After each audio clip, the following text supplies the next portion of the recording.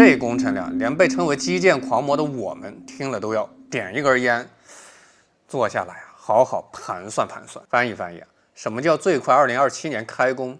在印度的語境裡，2027年開工的意思就是2027年我們差不多能把設計圖紙上的錯別字改完。至於還要花5年落成，印度的5年那基本就是向天再借500年的魔幻叙事。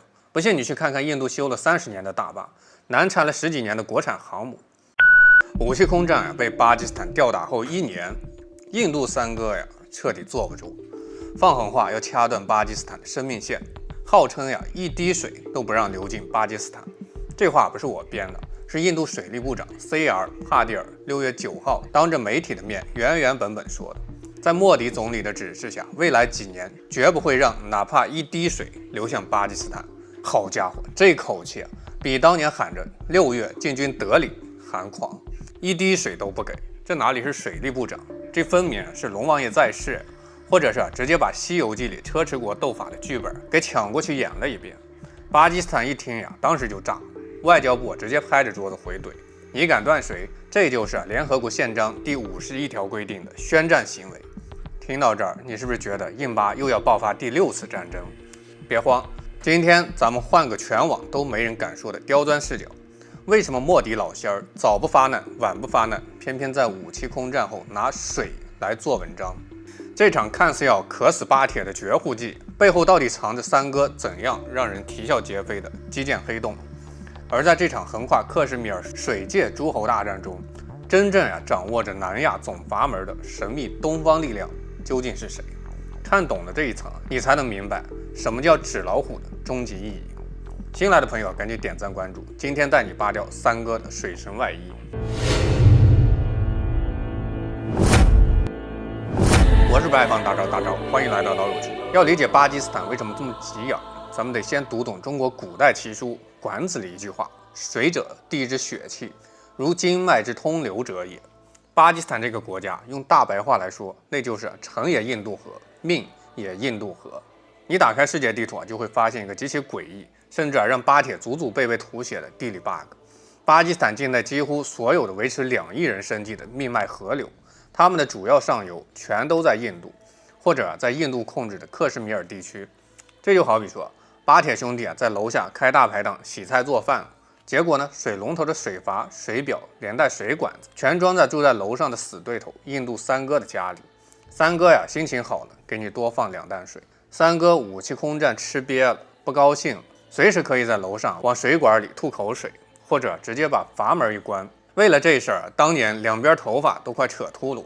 直到1960年，世界銀行實在看不下去了，當了回和事佬，拉着2家簽了一份印度河水條約，把6條跨境河一分為2，東邊3條歸印度，西邊3條，也就是印度傑納布河、傑赫勒姆河歸巴基斯坦。印度只能用西3河發電，絕對不能截流改道。這份條約是印巴幾十年戰火裡唯一沒斷的和平紐帶。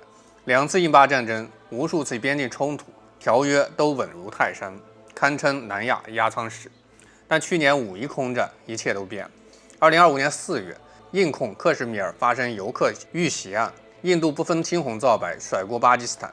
4月23號直接宣布暫停印度河水條約，當場掐斷傑納布河供水，還開閘洩洪淹了巴基斯坦下游。5月7號，印度出動72架戰機，含陣風蘇30發動辛杜爾行動，想靠着空戰找回面子。結果呢，被巴鐵的殲10 C-1梟龍戰機狠狠教育，打了個9-0的戰績。印軍多架戰機被擊落，飛行員被俘，4天空戰近70人死亡，印度慘敗而歸，國際顏面盡失。正面打不過怎麼辦？就玩陰的。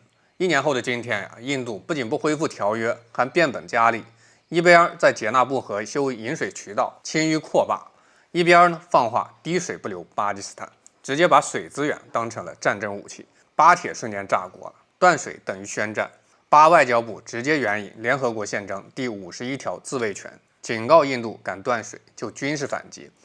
現在全網都在問，印度真能斷水，巴基斯坦會開戰，南亞要變天？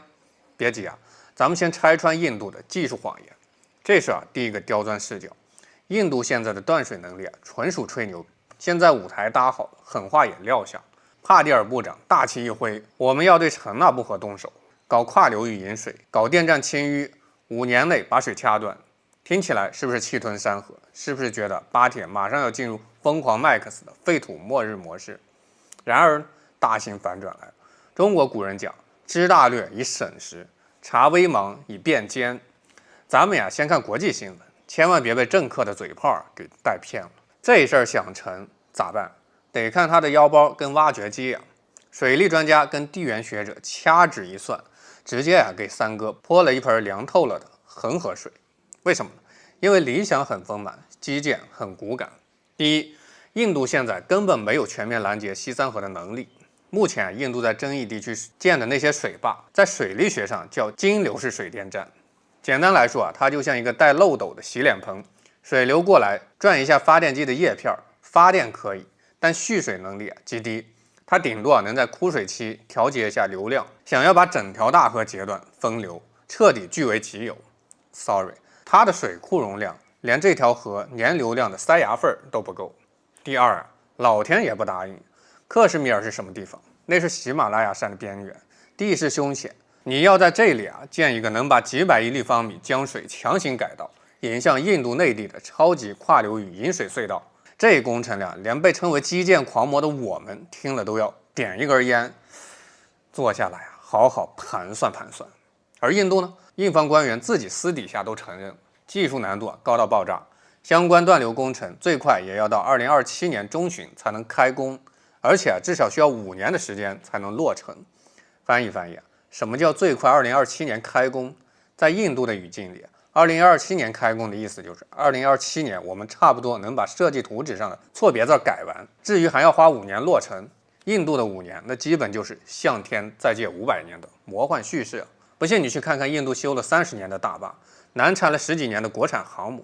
所以這哪是什麼馬上要實施的滅國絕戶計，這分明是莫迪老仙在武器空戰後為了安撫國內高漲的民族主義情緒畫出來的一張畫餅充飢的超級大餅。話說回來，一旦2032年工程開工，巴基斯坦將面臨亡國級打擊，這不是危言聳聽。別以為印度只是吹牛逼，2032年之後，一旦截流工程落地，巴基斯坦真的會被掐死。這是整場博弈最殘酷的痛點。水不是資源，是巴基斯坦的国本。首先，農業崩盤，糧食絕收，2.5億人都會餓肚子。巴基斯坦是農業國，旁遮普省，巴基斯坦糧倉100%靠傑納布河灌溉。一旦斷水，耕地乾裂，作物枯死，糧食產量直接歸零。民以食為天，漢書有言：國無3年之儲，謂之非國。沒糧食就是物價飛漲，飢餓蔓延，社會動盪，國家直接內亂，工業癱瘓，工廠停工，經濟徹底崩潰。巴基斯坦工業電力高度依賴印度河支流，如果缺水，直接導致工廠停工，導致 GDP 斷崖下跌；水力發電站停擺，導致全國大停電，到生產生活全面停滯，農業加工業雙崩盤。巴基斯坦經濟直接倒退30年，接着就是民生災難，沒水可喝，流離失所，城市供水中斷，污水橫流，疾病爆發，數百萬民眾流離失所，淪為難民。古人語水可載舟，亦可覆舟。對巴基斯坦而言，水不是舟，是命，剝奪水源就是滅國。這也是為什麼巴基斯坦把斷水定義為戰爭行為，這不是資源爭奪，是生存權之爭。孟子曰：民為貴，社稷次之，君為輕。印度想斷的是巴基斯坦民眾的生存權，是整個國家的根基。現在印巴博弈早已不是簡單的水權之爭，而是歷史仇恨、領土爭端、地緣霸權的集中爆發。鬧到這個地步，這盤死棋難道真的無解了嗎？咱們得登高望遠。中國古代哲學講究萬物並育而不相害，道並行而不相悖。大江大河是自然母親給全人類的饋贈，不是哪個國家的私產。印度三哥在算計巴鐵的時候，顯然忘了抬頭看一眼自己的頭頂，因為這些河流的真正源頭全都在中國的青藏高原。網友們經常開玩笑，三哥你猜猜為什麼你的幾條大河上游在中國叫雅魯藏布江跟獅泉河？你以為你是巴鐵的斷水流大師兄？那麼你問過真正的亞洲水塔沒有？當然，中國是負責任大國，我們絕不會像印度那樣玩這種下三濫的斷水威脅。但中國的存在本身就是南亞水權生態裡的一塊定海神針。接下來，咱們再用第二個刁鑽視角，跳出水看全局。三大矛盾決定了短期內無大戰，但長期必對峙。第一，歷史死結，印巴分治天生敵对。1947年，印巴分治，克什米爾領土爭端加水資源分配不公，從一開始就埋下仇恨的種子。70多年來，3次印巴戰爭，無數次邊境衝突，兩國早已是世仇，見面就眼紅。曾廣賢文云：“冤家宜解不宜結，冤冤相報何時了？”但印巴之間解決不了，也停不了，領土、水權、宗教全是死結。再就是核威慑平衡，不敢全面開戰，只能有限的博弈。印巴都是擁核國家，核彈頭互指，誰都不敢真正開戰。孫子兵法曰：“不戰而屈人之兵，善之善者也。”印度深知争斷水引發巴基斯坦拼命，引發常規戰爭，引發核戰爭，引發兩國同歸於盡。所以印度三哥只敢放狠話，搞小動作，玩心理戰，絕對不敢真的斷水。巴基斯坦也一樣，口頭強硬，外交反擊，軍事戒備，但不會主動挑起全面戰爭。再來就是國際規則約束，印度不敢太過分。印度核水條約是世界銀行背書的國際協議，印度單方面撕毀就是挑戰全球水資源秩序。全世界有200多條跨境河流，如果印度開了斷水武器化的先例，全球所有的上游國家都會效仿，國際秩序直接崩塌。因此聯合國、世界銀行、中美等大國絕不會坐視印度胡來，必然會施壓調停。